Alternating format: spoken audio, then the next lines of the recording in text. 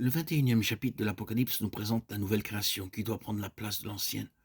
Jean, l'apôtre, voyait les nouveaux cieux et la nouvelle terre, la cité sainte descendre du ciel d'auprès de Dieu. Cette cité nous parle de la nouvelle création dans sa plénitude et de tout ce qui est d'or pur.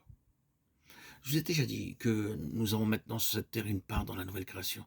Quand Dieu fit la terre, il dit qu'il en soit ainsi. Et ce fut ainsi. De la même façon, il parla et chaque chose fut créée. C'était la vieille création, à cause du péché de l'homme, elle tomba sous la malédiction. Mais dans la nouvelle création en Christ, il y a une différence car nous avons une part en elle. C'est avec les matériaux que nous donnons maintenant à Dieu qu'il construit cette nouvelle création. Dans 1 Corinthiens chapitre 3, versets 9 à 15, Paul en parle très clairement. Nous sommes le labourage de Dieu, le champ de Dieu, les collaborateurs de Dieu.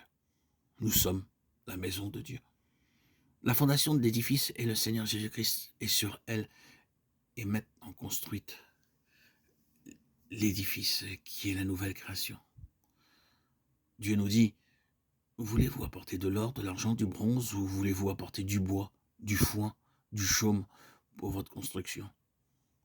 Ceux qui apportent leur propre don naturel du bois, du foin ou du chaume verront leur travail consumé par le feu.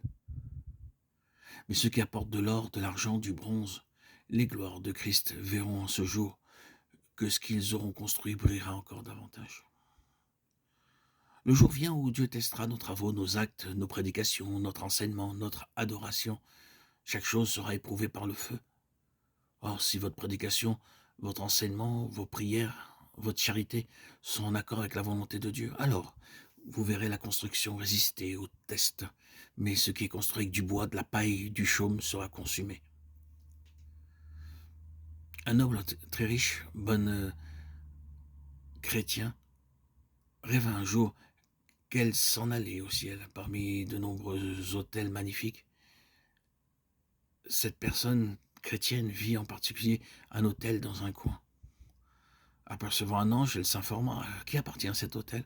Celui-ci répondit qu'il appartenait à sa femme de ménage, celle même qui chaque jour lavait sa vaisselle, allumait son feu. Lorsqu'elle entendit cela, elle se sentit très heureuse et dit en elle-même « Oh, si ma servante a un tel hôtel, le mien doit être plus grand. » Un peu plus loin, elle vit une hutte et posa la question « À qui appartient-elle » ? « Madame, cela vous appartient, dit l'ange. » Elle se mit alors en colère. Comment cette chrétienne bonne et riche put-elle avoir cette récompense? Ce n'est pas juste, pleura-t-elle alors. Vous donnez à ma servante, qui ne sait même pas lire, un hôtel aussi vaste et pour moi tout juste une petite hutte en paille. Pourquoi cela? Et l'ange lui dit, Madame, vous avez seulement construit avec des matériaux de la terre. Cette femme a travaillé avec de l'or, de l'argent et avec ces matériaux, nous avons construit cet hôtel. Vous avez utilisé seulement du bois, de la paille, du chaume, mais avec cela, nous n'avons pu que construire une hutte. Alors elle répondit, mais j'ai donné des milliers d'euros pour la charité. J'allais adorer chaque dimanche, je suis allé à toutes les réunions. Chaque jour de Noël, je faisais de larges dons. J'ai construit cet hôpital, cette école. Comment pouvez-vous dire que j'ai utilisé du bois, du foin et du chaume? Et l'ange de lui dire, vous avez fait chaque chose aux yeux des hommes. Vous n'avez pas servi Dieu. Vous avez agi en vue d'être considéré comme une grande dame et d'obtenir un nom. Cette pauvre femme, qui est seulement votre servante, voyez, et regardez sa fidélité dans le service de votre maison, ses prières jour et nuit, pour votre famille, pour chaque invité qui vient dans votre maison. À cause de ces prières, beaucoup d'âmes ont été sauvées. Vous, vous ne parliez que de votre volaille au curry, n'accordant aucun intérêt au message de Dieu.